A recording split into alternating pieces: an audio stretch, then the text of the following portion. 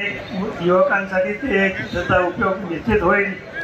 अनेक विकसित नवीन करतील वगैरे वगैरे असं सामाजिक न्याय आणि संस्कृती, आपली संस्कृती, कोल्हापूरची संस्कृती फार जुनी आहे। मुख्य म्हणजे आज या 2 विभागातून 8 उमेदवार आपले काँग्रेसचे उभे आहेत आणि त्यांना आपण मोठ्या मताधिक्याने निवडून दिलं पाहिजे, हे आज लक्षात चांगलं ठेवलं पाहिजे।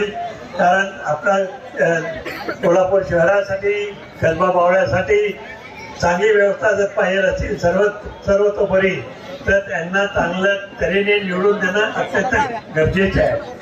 आणि बंटी पाटलांनी या विषयी चांगले उमेदवार निवडून काढलेत आणि त्यांना जिथं निवडून काढले त्यांना सगळ्यांना उमेदवारी दिलेली आहे आणि ज्यांना उमेदवारी मिळाली नाही ते सुद्धा आपल्याबरोबर